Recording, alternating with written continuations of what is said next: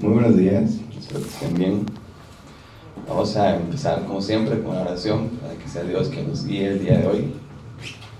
Padre, te damos gracias porque nos das la oportunidad de estar aquí reunidos una vez más para alabarte, Señor, para aprender de tu palabra. Te pido que seas tú quien nos hable el día de hoy, que abras nuestros oídos y nuestros corazones, Señor. En el nombre de Jesús, amén. Todo el que procure salvar su vida, la perderá.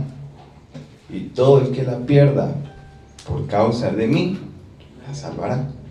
Mateo 16:25. Todo el que procure salvar su vida, la perderá. Todo el que la pierda, por causa de mí, la salvará. En la clase anterior, no la anterior, sino la anterior conmigo, hablábamos de lo que era el arrebatamiento, ¿verdad? De cómo podía suceder. Mencionábamos también que lo importante no era el cuándo, sino el mantenerse velando. Porque tanto puede que Él venga, como que Él nos llame, como que Él nos lleve, ¿verdad? Entonces por eso hay que estar listos siempre. Y velar, también habíamos dicho que no es solo de venir a la iglesia y decir sí a todo lo que nos dicen, sino también comprobarlo con lo que dice la palabra. Recordemos lo que dice Mateo 7:21. No todo el que me dice Señor, Señor, entrará en el reino de los cielos, sino el que hace la voluntad de mi Padre que está en los cielos. Les estaba citando Mateo 16:25 al principio, porque en este pasaje Jesús anunciaba su muerte. Y Pedro también más abajo decía, bueno, antes, en el 23 decía, si quieren vamos a leerlos juntos, Mateo 16:23.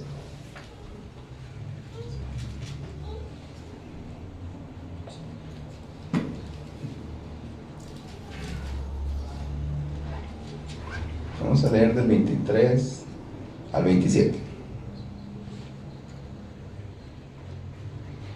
Mateo 16:23. Quítate delante de mí, Satanás, me eres tropiezo, porque no pones la mira en las cosas de Dios, sino en la de los hombres. ¿Pero quién está hablando ahí? Está hablando ahí a Pedro. Porque pues él venía a anunciar su muerte y Pedro decía que no se entregara. En el 24 dice, entonces Jesús dijo a sus discípulos, si alguno quiere venir en pos de mí, niéguese a sí mismo y tome su cruz y sígame. Porque todo el que quiera salvar su vida la perderá, y todo el que pierda su vida por causa de mí la hallará. ¿Por qué? ¿Qué aprovechará el hombre si ganare todo el mundo y perdiere su alma? ¿O qué recompensa dará el hombre por su alma? También debemos de recordar que el trigo y la cizaña deben crecer juntos para que en la cosecha se puedan diferenciar y la cizaña puede ser tirada al fuego y el trigo pues puede ser llevado a, ¿cómo se llama? Al granero. Muchas gracias. Pero bueno, el tema de la clase de hoy, esto ya es un recordatorio de lo que habíamos estado viendo, es de la gran tribulación o de la tribulación. ¿Qué es esto de la tribulación y la gran tribulación? Pues este es un periodo de 7 años en donde Dios derrama su juicio sobre el mundo. Siendo la segunda mitad, o sea, 3 años y medio después del que empezó lo más intenso, que es la gran tribulación, ¿verdad? Esto pues viene de la profecía de las 70 semanas de Daniel. Vamos a leer Daniel 9, del 24 al 27.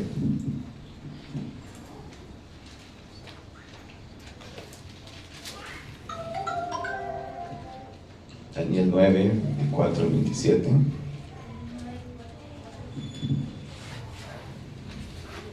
Y dice, 70 semanas están determinadas sobre tu pueblo y sobre tu santa ciudad, para terminar la prevaricación y poner fin al pecado y expiar la iniquidad, para traer la justicia perdurable y sellar la visión y la profecía y ungir al Santo de los Santos. Sabe pues y entiende que desde la salida de la orden para restaurar y edificar Jerusalén hasta el Mesías príncipe habrá 7 semanas y 62 semanas. Se volverá a edificar la plaza y el muro en tiempos angustiosos. Y después de las 62 semanas, se quitará la vida al Mesías, mas no por sí. Y el pueblo de un príncipe que ha de venir destruirá la ciudad y el santuario, y su fin será con inundación. Y hasta el fin de la guerra durarán las devastaciones. Y por otra semana confirmará el pacto con muchos, y a la mitad de la semana hará cesar el sacrificio y la ofrenda.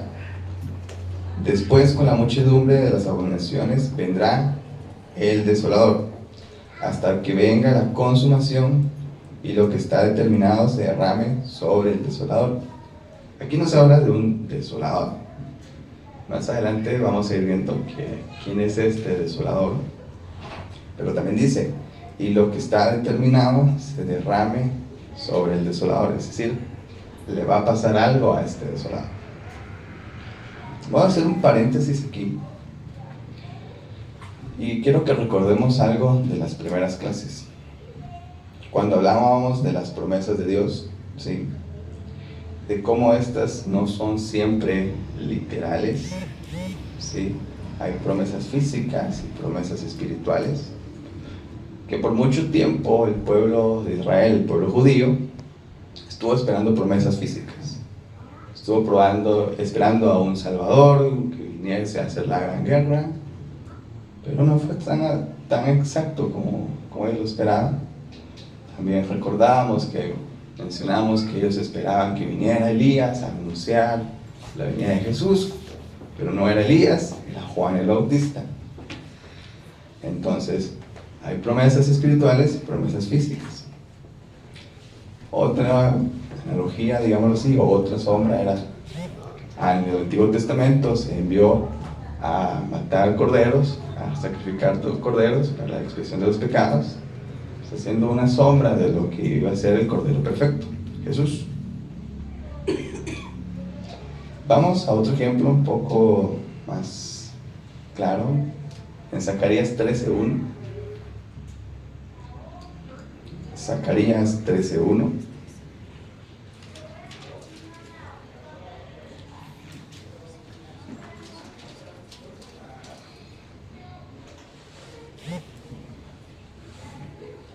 Zacarías 3:1. En aquel tiempo habrá un manantial abierto para la casa de David y para los habitantes de Jerusalén, para la purificación del pecado y de la inmundicia. Lo importante aquí es, habrá un manantial abierto. ¿Para quién? Para la casa de David y los habitantes de Jerusalén.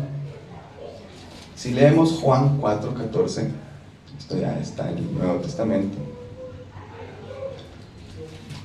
Juan 4:14.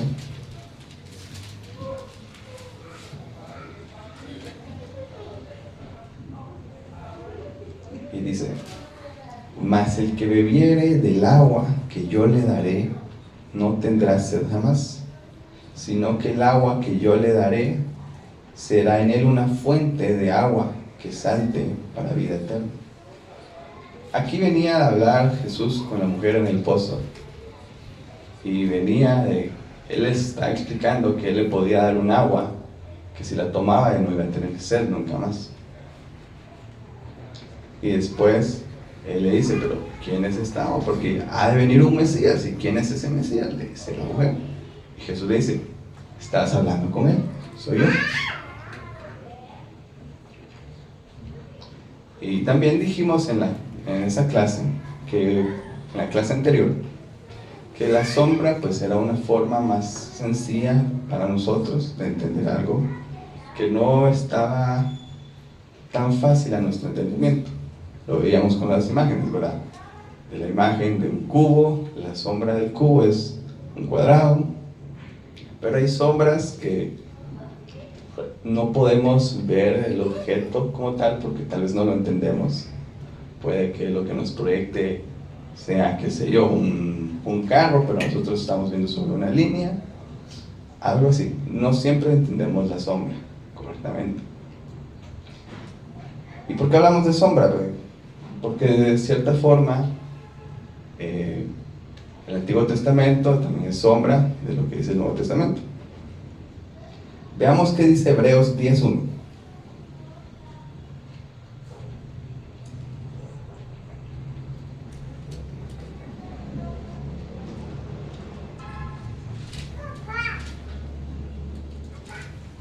Hebreos 10:1.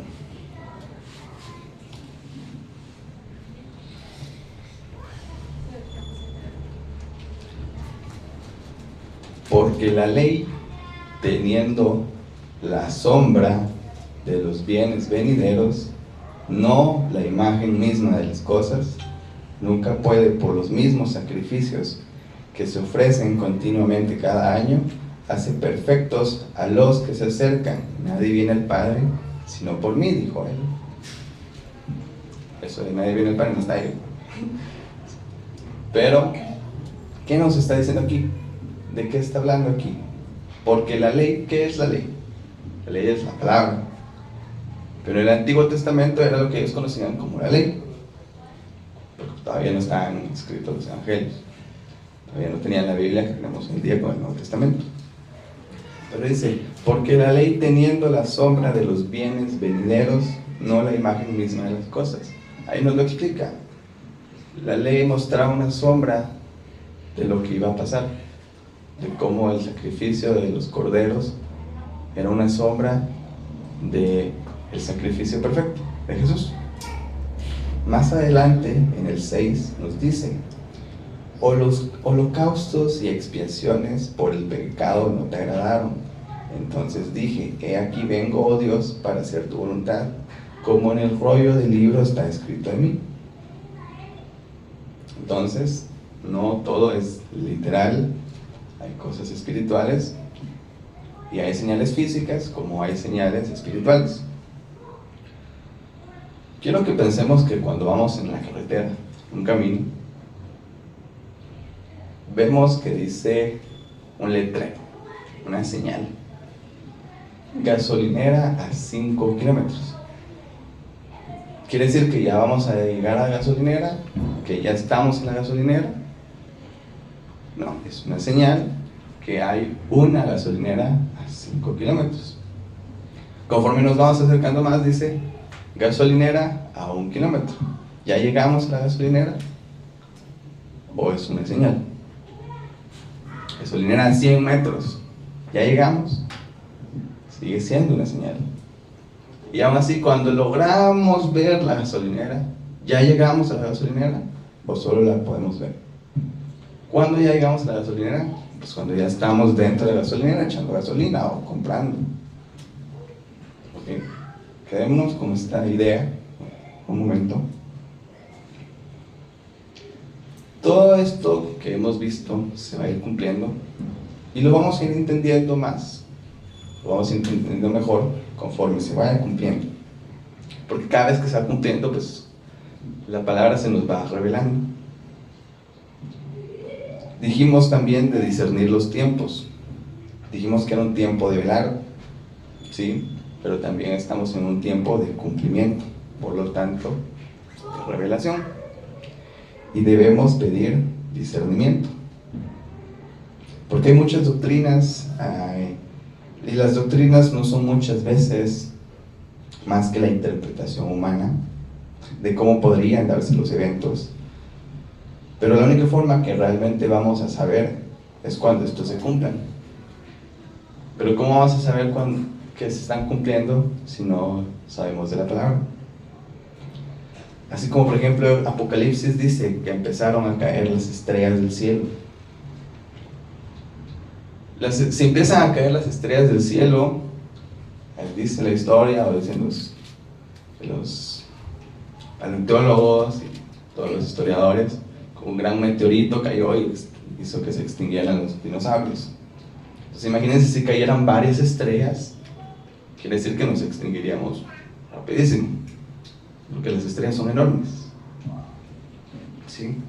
Las estrellas están muy lejos, pero realmente las estrellas son gigantes. ¿Qué imágenes vimos o vieron algunos de los bombardeos que pasaron, por ejemplo, con Israel y entre Irán e Israel? Los misiles en la noche, ¿qué parecían? Parecían estrellas, ¿sí? Pueden, los invito a investigar, a buscar cómo es que se veía en la noche, cómo es que se ven en la noche cuando están bombardeando y parece que se están cayendo las estrellas del cielo. Pero realmente son estrellas, son misiles, o es algo más espiritual. Lo vamos a saber conforme se va a ir cumpliendo, pero también tenemos que irlo estudiando nosotros con lo que dice la palabra. Pero regresando al tema de la tribulación, no me estoy desviando mucho, tiene una razón por la que les estoy recordando y explicando esto. Pero, ¿qué nos dice Jesús? Porque ya vimos que Él es la fuente, que Él es la fuente de la palabra. Veamos Mateo 24, 21 al 24.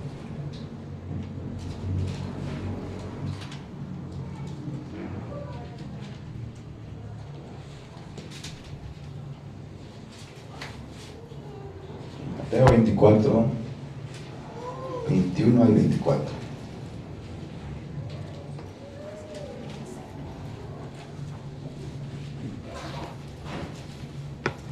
Porque habrá entonces gran tribulación, cual no ha habido desde el principio del mundo hasta ahora, ni la habrá. Y si aquellos días no fuesen acortados, nadie sería salvo. Mas por causa de los escogidos, aquellos días serán acortados. Entonces si alguno os dijere, mirad, aquí está el Cristo, o mirad allí, no lo creáis, porque se levantarán falsos cristos y falsos profetas, y habrán grandes señales y prodigios, de tal manera que engañarán, si fuere posible, aún a los escogidos. Tengamos claro que nosotros somos escogidos. Y así como somos escogidos, podemos ser engañados. Entonces tenemos que tener cuidado de que escuchamos, de que vemos y de que hacemos. Decían, ay, los temblores ahorita ya vienen. ¿Qué dijimos de la carretera? Gasolinera a 5 kilómetros. Es que ya viene la gasolinera, ya está cerca la gasolinera. No. Son señales. Puede que sí sean señales. Sí son señales. Dijimos también que todo el tiempo ha habido guerras, todo el tiempo ha habido pestes, todo el tiempo ha habido hambre, todo el tiempo ha habido temblores, terremotos. Que cada vez se hagan los hechos con más frecuencia es diferente. Que cada vez tengamos más conocimiento también es diferente. No estoy diciendo que no estamos en unos tiempos finales, pero también es que recordemos cuánto tiempo pasó desde que se vio la estrella que debían de seguir los reyes cuando nació Jesús, para cuando Jesús dijo consumado sea, o sea, que se cumplió 30 años, 33 años. Pasó tiempo desde que empezaron las señales hasta que se cumplió totalmente la profecía. Hasta que Él murió y volvió y resucitó. Cuando Él hablaba de que iba a destruir este templo y lo iba a reconstruir en 3 días, no hablaba del templo físico que tenían sus judíos. Hablaba de Él. Que lo iban a destruir, que iba a morir y que en 3 días iba a resucitar.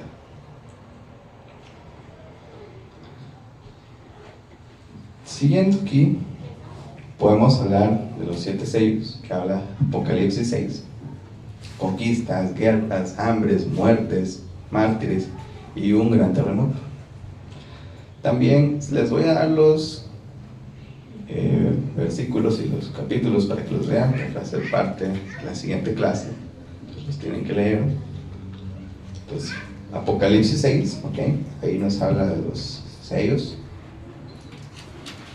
También nos habla en Apocalipsis 8 y 9 de las 7 trompetas. y las 7 copas de la ira que nos habla en Apocalipsis 16. Eso es tarea. Apocalipsis 6, 8, 9 y Apocalipsis 16. Pero vamos con la segunda parte también, porque de la tribulación mencionaba a un inicuo también, que es lo que se conoce como el anticristo. Pues anticristo también nos decía la palabra que eran todos aquellos que estaban en contra de lo que decía Cristo, y entre muchos, y que iban a haber muchos anticristos y que salieron de nosotros. Pero también va a haber uno, el mero, digamos, el anticristo, que va a estar en cargo de la tribulación, va a estar tomando poder durante la gran tribulación. También se le conoce como el hombre de pecado o el hijo de perdición. Y vamos a empezar con el capítulo con el que terminamos la última clase, que es 2 de Tesalonicenses 2. 2 de Tesalonicenses 2.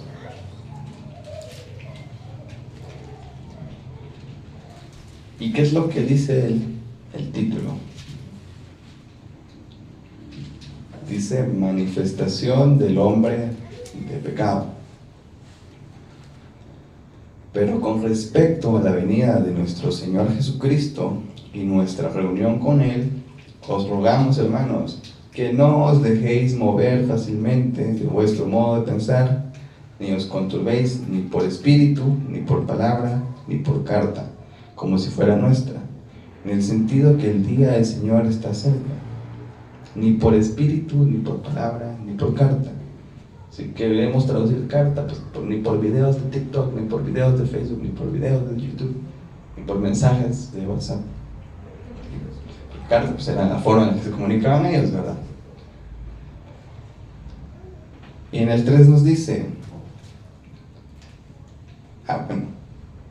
en el sentido que el día del Señor está cerca, y sigue en el 3, nadie os engañe en ninguna manera, porque no vendrá sin mí, sin que antes venga la apostasía y se manifieste el hombre de pecado, el hijo de perdición, el cual se opone y se levanta contra todo lo que se llama Dios o es objeto de culto, tanto que se sienta en el templo de Dios como Dios, haciéndose pasar por Dios. ¿No os acordáis que cuando yo estaba todavía con vosotros os decía esto? Y ahora vosotros sabéis lo que lo detiene, a fin de que a su debido tiempo se manifieste. Vamos a parar aquí en el 7. Dijimos que qué era lo que lo detenía. ¿Qué era lo que detenía? Aquí quiero que conteste. Así que ahí están los micrófonos, pues hay que pensar. Y ahora vosotros sabéis lo que lo detiene, a fin que a su debido tiempo se manifieste. ¿Qué es o quién es lo que lo detiene? ¿Qué piensan ustedes? El Espíritu Santo. Correcto, el Espíritu Santo. Sigamos leyendo. Porque ya está en acción el misterio de la iniquidad, solo que haya quien al presente lo detiene hasta que él a su vez sea quitado en medio. Entonces dijimos que cuando se ha quitado el Espíritu Santo, ya va a tomar posesión, digamos, del gobierno, va a empezar a gobernar. Entonces se manifestará aquel inicuo a quien el Señor matará con el espíritu de su boca y destruirá con el resplandor de su vida. Ya habíamos leído esto, que le iba a pasar algo a este inicuo. ¿Y qué es lo que va a pasar? Y entonces a quien el Señor matará con el espíritu de su boca y destruirá con resplandor de su venida. Va a ser destruido. Inicuo, cuyo advenimiento es por obra de Satanás, con gran poder y señales y prodigios mentirosos. ¿Qué es advenimiento? ¿Alguien tiene alguna idea de qué es advenimiento?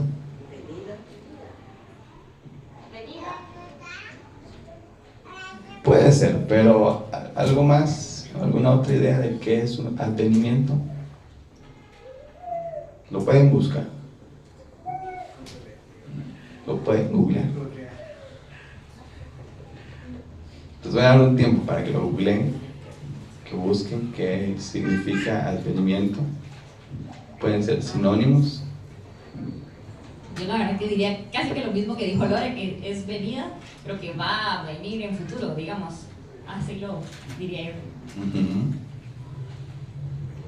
Pero entonces, ¿qué significa cuando dice inicuo cuyo advenimiento es por obra de Satanás, con gran poder y señales y prodigios mentirosos? Lo mismo que dijo ahorita. Cuando se ha arrebatado el Espíritu Santo, cuando se ha quitado el Espíritu Santo, entonces va a venir y se cumplirá lo que está escrito. Muy bien. Aquí veo que están buscando. ¿Qué encontrar? Gracias. Eso significa llegada de alguien o algo, llegada, venida, aparición, arribo. La palabra latina adventus significa venida. En el lenguaje cristiano se refiere a la venida de Jesucristo también, ¿por supuesto? La liturgia de la iglesia da el nombre de advenimiento a las 4 semanas que preceden la Navidad. Eso es una espera de algo, ¿verdad? Algo que viene. Ok. Entonces dicen que también van a surgir falsos profetas. Por eso es que no nos tenemos que dejar engañar, porque van a engañar a muchos. Y aquí nos lo dice, cuyo advenimiento es por obra de Satanás. O sea, viene por Satanás, con gran poder y señales y prodigios. Y en el 10 dice, y con todo engaño de iniquidad para los que se pierden, por cuanto no recibieron el amor de la verdad para ser salvos. Por esto Dios les envía un poder engañoso para que crean la mentira, a fin de que sean condenados todos los que no creyeron a la verdad, sino que se complacieron en la justicia. De nuevo, en la cosecha, el trigo y la cizaña deben crecer juntos. Recordemos que en Éxodo 7, Moisés y Aarón estaban con el faraón y tiran la vara. Aarón tira la vara y se convierte en serpiente. Y los magos egipcios también lo hicieron y también se convirtieron en serpientes. Es decir, Dios permite que pasen ciertas cosas, pero lo que hace el enemigo es solamente pretender imitar a lo que hace Dios. Por eso es que nosotros tenemos al Espíritu Santo, también están los espíritus que envía el diablo, Satanás. Por eso es que hay un árbol de la vida y un árbol de la muerte. Por eso es que hay una buena semilla y una mala semilla. Porque la buena semilla pues, es de un árbol de la vida, y de la mala semilla pues, es el árbol de la muerte. Veamos Juan 10:10.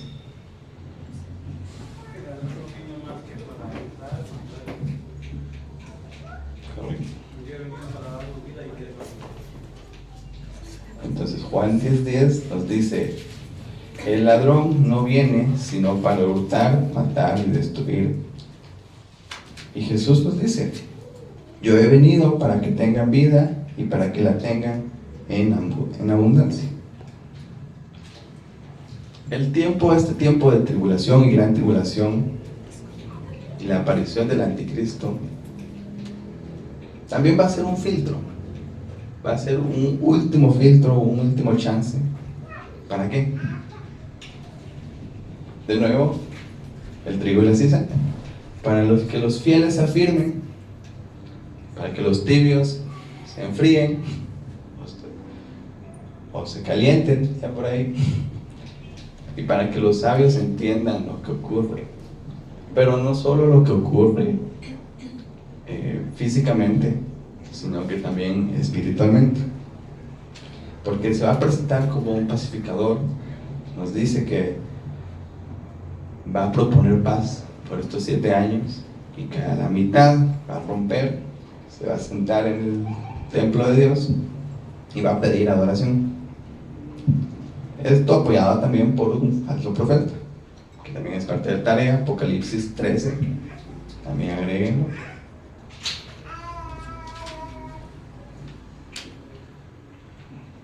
aquí vamos a ir terminando ya.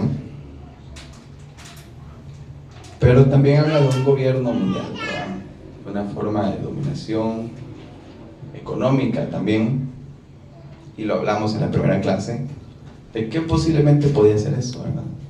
De cómo el mundo se puede estar alineando a un gobierno mundial, una utopía, dicen ellos, una utopía, pues, un mundo perfecto en que todo se lleva bien, que sabemos que no es posible que sea esto. Pero también habla de una marca, y esta es una pregunta que se las voy a dejar. ¿Qué es la marca? ¿Cuál es la marca? Nos dice que es un número, que es el 666. Muchos dicen que es un chip, otros dicen que es una marca en la frente y en la mano derecha. Físicamente puede ser un chip,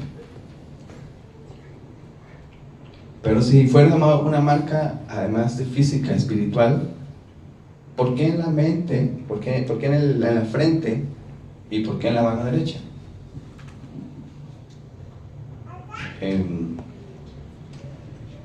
La derecha siempre tiene un lugar muy importante, ¿sí? Quien se sienta a la diestra. Y en todos los eventos, hablando de diplomacia y así, cuando uno otorga la derecha es porque es el invitado, ¿no? Entonces la derecha tiene una función muy importante. Pero en la frente también, porque la frente es todo lo que creemos, todo lo que pensamos, todo lo que entra en nuestra mente. Entonces, si lo vemos de una forma espiritual, la marca no es simplemente un chip o como un sello que le van a poner a las vacas que van a ir donde la quieren, en la frente o en la mano. No necesariamente. ¿Qué es lo que nosotros estamos dejando entrar en nuestra mente? ¿Sí? Esa puede ser una marca también. No lo tenemos que ver todo físicamente. No podemos esperar que vengan y nos agarren 1000 soldados y nos vayan a poner a hacer fila. Todos se van a poner un chip, todos se van a poner una marca. Porque si fuera una marca espiritual, así como Elías era Juan era Elías espiritualmente, Juan el Bautista era Elías espiritualmente, ¿cómo estamos seguros que si no es una marca espiritual, no la tenemos ya? Porque también la mano derecha es todo lo que hacemos. Y eso es algo muy importante, que todo lo que pensamos y todo lo que hacemos. No esperemos que todo sea físico. No esperemos hasta que nos vengan con chips, porque no va a ser necesariamente así. ¿Alguna pregunta, algún comentario? No tengo mucha voz, pero solo quiero comentar algo, no específicamente de la marca, sino de lo que tú estás hablando de la diestra. Hay una idea que podríamos llamarle risible, que hay personas que creen que están hablando de ideologías políticas, y nada que ver las ideologías políticas. No está hablando aquí de la derecha y de la izquierda política, es algo totalmente diferente. Tú lo marcaste muy bien, pero como se da esa idea que la he escuchado en muchas personas, por eso te decía algo que podríamos llamar risible, que no tiene nada que ver. Solo para dejarlo claro que no trata nada de eso, y justo lo que tú estás hablando y lo estás señalando es puntual. Correcto. Sí, adelante. Cuando en la pandemia y las personas tenían que vacunarse, muchas personas empezaron a decir que esa era parte de la marca de la bestia, ¿verdad? Si uno se dejaba vacunar, era que ya estaba marcado, ya estaba sellado, y mucha gente lo creyó eso, ¿verdad? Que la vacuna contra el COVID era parte de la marca, y porque decía, "Ay, no se deje vacunar porque si no va a estar sellado para Satanás".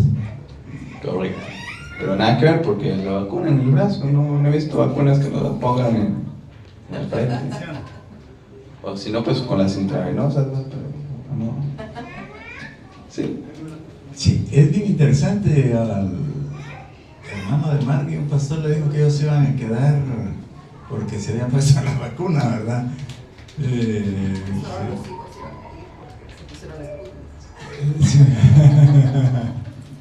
La verdad es que la mente del ser humano es bien complicada porque muchas veces cree cosas que no son.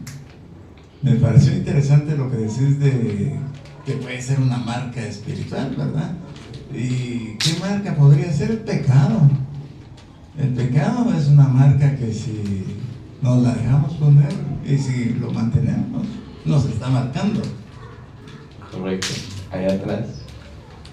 Solo a mí me gusta mucho como que la alerta que das de decir, tengan cuidado de lo que están escuchando, porque aún a los escogidos los pueden intentar engañar.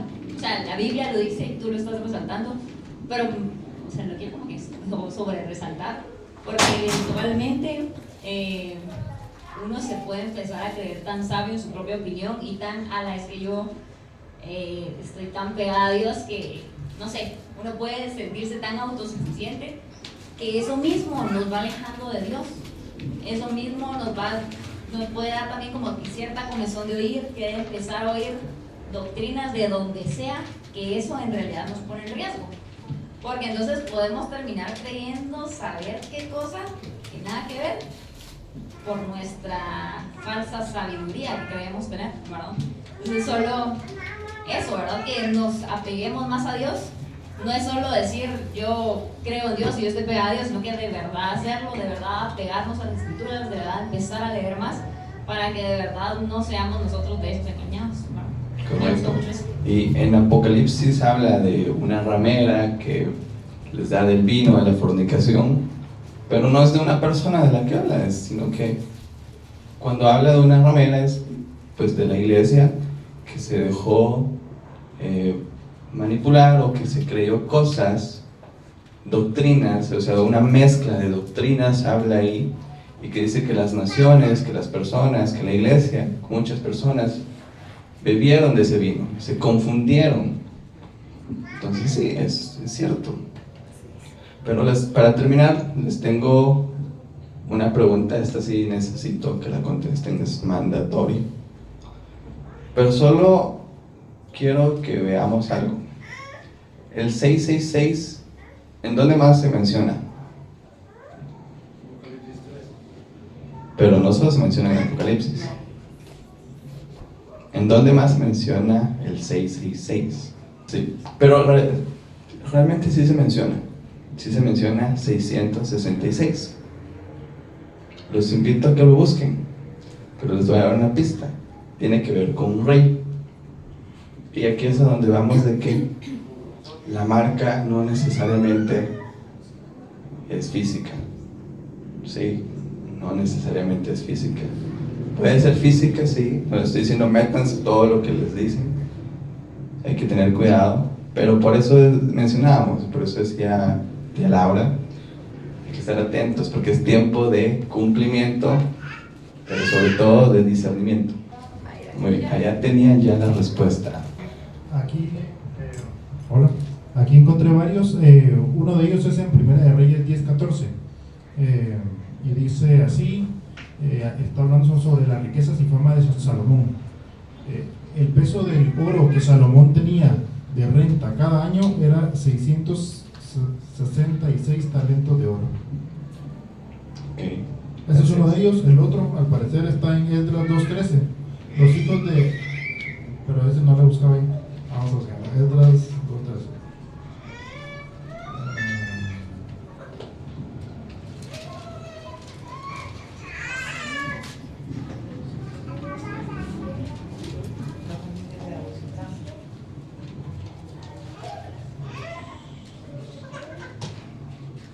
Sí, los hijos de Adonicam, 666.